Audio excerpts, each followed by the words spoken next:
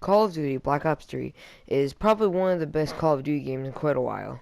Hello, my name is Vincent, and I will be reviewing Call of Duty Black Ops 3 today. Now, Call of Duty Black Ops 3 improves on most of the concepts introduced in Call of Duty Black Ops 2, such as the futuristic weapons and the cool customization options. Now, they have definitely improved a lot of the weapons, so now a lot of them are a lot better or a lot like more stylish. Now, Call of Duty Black Ops has always had a special place in my heart because Call of Duty Black Ops 1 I thought it was really cool when I played it because it had that whole story, the story mode of it was incredibly good. So was Black Ops 2 story. This story was definitely my least favorite Call of Duty Black Ops story. I'm not saying that's not a good story. It's a very good story. The problem is just Black Ops 1 and 2 story mode were both really good because they both introduced really cool concepts like that the CIA and all them are like or there's like secret operations going on and really cool stuff is happening like the secret testing happening in Black Ops 1 like on Mason. In Black Ops 3 story mode. I'm not going to spoil anything, so I'm not going to reveal any names or anything in the game. But in Black Ops 3 story mode, it's really fun to play because it has a really good beginning to show you that the game is going to be really serious about how you're going to play it. And that's going to be a good and fun campaign. It took me about 5 hours to complete the campaign altogether. And campaign in Call of Duty has always been really fun, such as Modern Warfare's campaign, which is my favorite campaign ever in Call of Duty. But the Black Ops Call of Duty campaign for Black Ops 3 is pretty good. Now, on to multiplayer and zombies. I'm gonna go with multiplayer and end with zombies, seeing that zombies is a lot of people's favorite mode. Multiplayer is very great. They changed from Advanced Warfare is kind of what I didn't like the jump pack, which everyone was just spamming in the game. If you played Advanced Warfare, you know what I mean. And I didn't really like that concept because everyone would just bunny hop the whole way throughout the game, and it'd be impossible to kill people and annoying. In this one, they basically turns the jump pack into a booster, so your second jump is now just a boost like a jetpack. It's really fun to use, and they also added parkour elements, which makes it even better. The parkour elements are really good in the game and really solid. There's barely any ever like where you just get like wheels just stop running for no reason, except for the stupid kind of thing where you can't run on roofs in Call of Duty yet, which makes me mad because it'd be some pretty fun gameplay where you could just run on a roof and then run off and jump into the spot of action, all that. They unfortunately didn't want to do that this time, and now that if you're trying to run up to a roof, then you'll just stop and fall down and mostly either die or take a lot of damage. But they do make the most of the maps very very easy for parkouring on. And of course, you don't have to use any of the parkour. You can just go straight up Call of Duty and just use the jump pack, or I mean the jetpack thing, or just play normal Call of Duty without it. But I would highly suggest using it if you want a new experience in Call of Duty, which I did like. Now, the multiplayer, I'm gonna give you some pros and some cons. The pros of the multiplayer so far have been that the pros are that it's easy to get into matches with your friends. Well, I'm gonna talk about the party thing in the cons, but it's pretty easy to join your friends, and there's barely any load time now. And another thing is I really like the specialist classes like the Sparrow and the Gravity Spikes, or I forget what the guy's name is in the specialist class. I really like them. It's a very cool concept that they added, and it makes the game a lot more fun. But as I was saying, the pros and cons. The pros of multiplayer are the specialist abilities, the not so laggy anymore, not so laggy game modes, depending on your internet, really. Um, some pretty interesting game modes and the ability of customization for your specialist. Now for the cons. Now this also includes the customization, which is kind of weird because the one thing I liked about Advanced Warfare was that it was a lot of customization. Now the game's only been out for a couple weeks now, so it's not really like they haven't. I mean, they're still gonna have updates and DLC where you can get all that stuff, but in the vanilla Call of Duty Black Ops 3, which vanilla basically means like the original plain Call of Duty Black Ops 3. Not much there is a lot of customization, but it's not as deep or as like fun, like where you can make your guy look totally stupid, like in Advanced Warfare, where you could have like a clown mask on and have really dumb like looking like a guy. They don't have that yet. They might add it in DLC, add more costumes and stuff, which I would like to see. That's probably one of my favorite parts about Advanced Warfare, even though that was probably one of my least favorite Call of Duty games besides Ghost. Now, also cons is that, like I said, lag is also in the pros where like they kind of put down lag depending on your internet, but it still depends on your internet. So if you have kind of shoddy internet, it's probably gonna lag a little bit for you. But they have fixed it. Like I have some bad internet days sometimes where my bars only be at 2 maybe, but most of the time I have 5.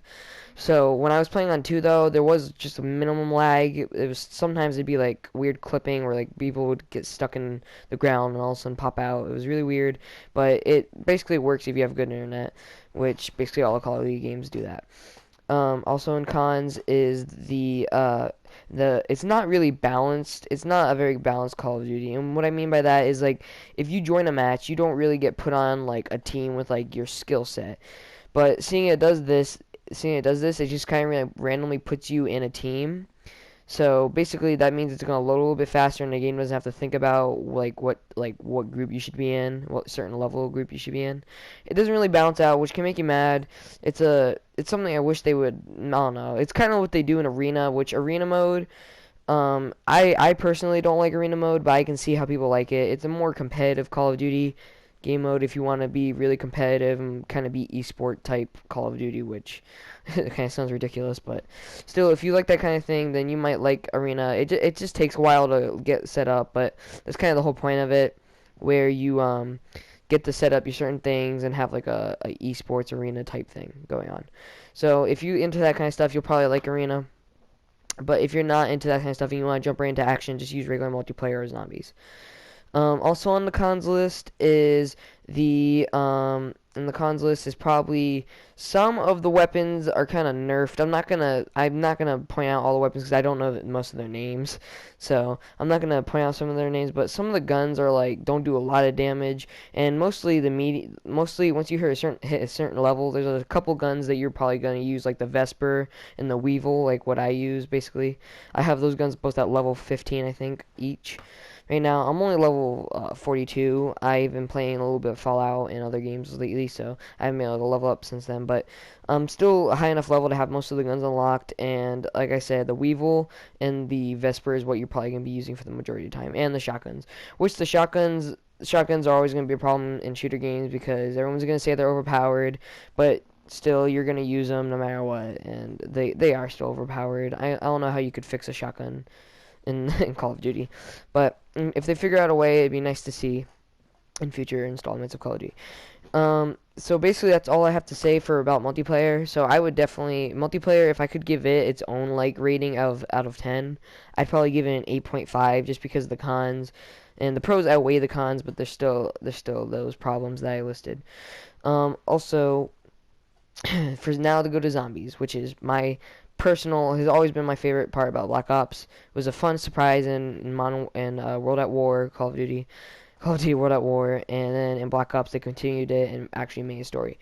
Now in Black Ops 3, so far the vanilla or the plain Black Ops 3, the zombie story mode is kind of set in a different timeline, such as like in Call of Duty Black Ops 2, there was the DLC where you could play in Alcatraz, which was set in a different timeline, basically, which that means is like it's not in like the whole Richtofen, Nico, and all of those guys, not Nico, sorry, and all those guys from the Black Ops and Black Ops 2 or not, Black Ops zombie mode. It's basically the set in a different weird like kind of noir type setting, and it's really cool. I like the characters because they kind of respond to each other when like they talk between rounds, and the Shadow Man, who is also really cool. I haven't completed all the like the rituals yet. I've only done a certain amount of them, so I can't really tell you like all like how the whole story works, but so far what I've gotten done with the rituals and other stuff is really fun. And this is probably the hardest zombies game mode in quite a while.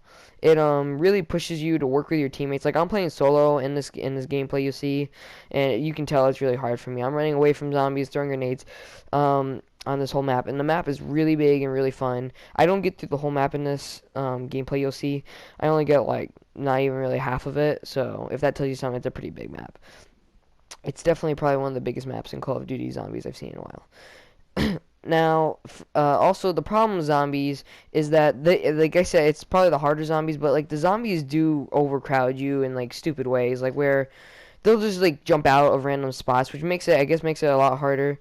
But like it'll be kind of bold because maybe you are reloading and like there's like one zombie left, and all of a sudden another zombie can just jump right behind you and kill you, and it would kind of suck like that. And it does stuff like that sometimes, but most of the time it's pretty good. The boss zombies in this game mode are pretty fun. You'll see me take down one boss zombie and deal with what I call the meatballs after him. You'll know what I mean when you see them. But here's the boss zombie. I like the design they did for him. He takes like barely any damage when you're in beast mode, like I am right now, shooting him. Which, I mean, I guess it's like, I guess that'd make it too overpowered if you just killed him in beast mode. But the boss zombie is really fun to just like to kill and all that. You get max, or you get kaboom usually after you kill him. It's fun to wonder. It's fun when you like get the kill, like whenever you don't think you will. A lot of the zombies game mode is really good, except for the overpowered zombies, which I'm not really overpowered, but like kind of unfair zombies. Not overpowered, but just kind of unfair in some aspects. The weapons in zombies are really good because you get what I really like is you get to customize them now. You get to customize in the loading screen what you have, and the higher your rank you are in zombies, which there are separate rankings now in Call of Duty. So like in multiplayer, like right now I'm ranked 42 maybe. So it will tell me I'm ranked 42. Then it tells you how many hours you played, how many kills, and all that you get. In zombies, it tells you how many hours, how many kills, what rank you are in zombies. Like I'm ranked 10, I think, in zombies, because it's a little harder to rank up in zombies. And in story mode, well, I finished it, and I don't know what rank I am, and I don't know how many hours I put into it, but I really don't mind. The story mode wasn't my favorite, as I've said, and I think they could have did a little bit better, but it's still pretty good, and you're gonna like it if you like the Black Ops story modes. In zombies, like I was saying, the weapons really good really fun to customize. Cool, they have really cool camos in the game. They'll probably add some more camos in DLC, which I saw coming, because Treyarch, that's like the problem with Treyarch. They always do DLC and everything. And I just come to expect it now, and I don't even really mind anymore.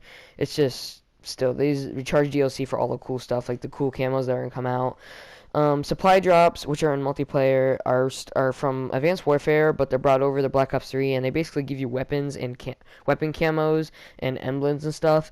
And it's pretty fun if you get a really good camo, but it takes a while to unlock the cryptic keys.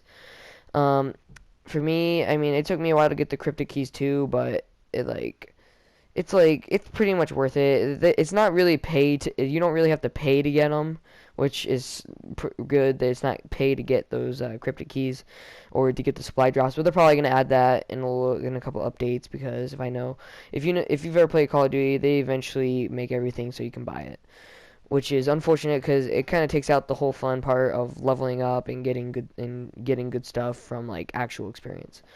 So that's probably going to be a problem in the future, which I won't be able to address because I'm doing this review only like 3 or 4 weeks after the games come out. But I think the game's been out long enough for it to get basically a good review for the vanilla game.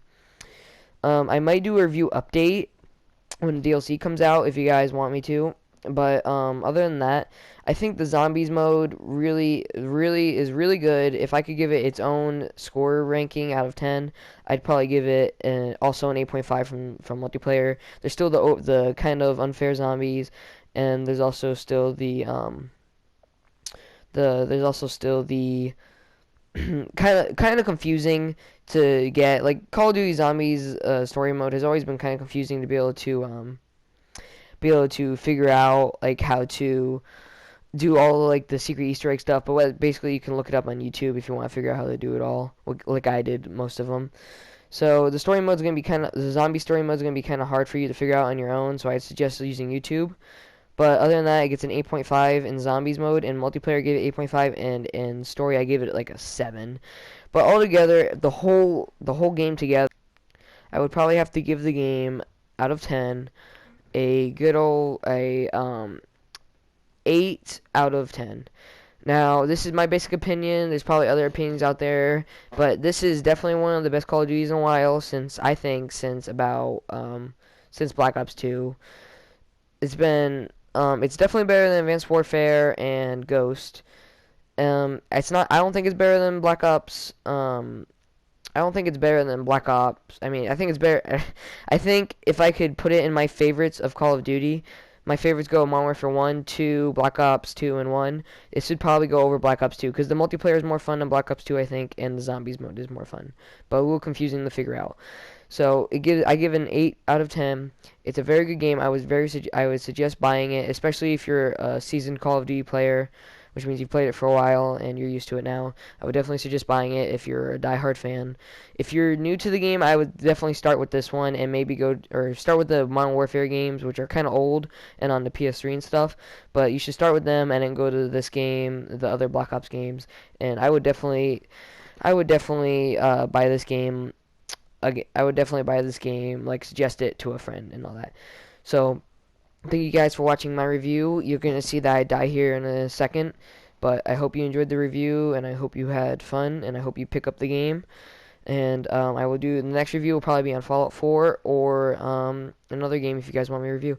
So just give me a thumbs up and like the video, and I hope you guys enjoyed. Alright, goodbye.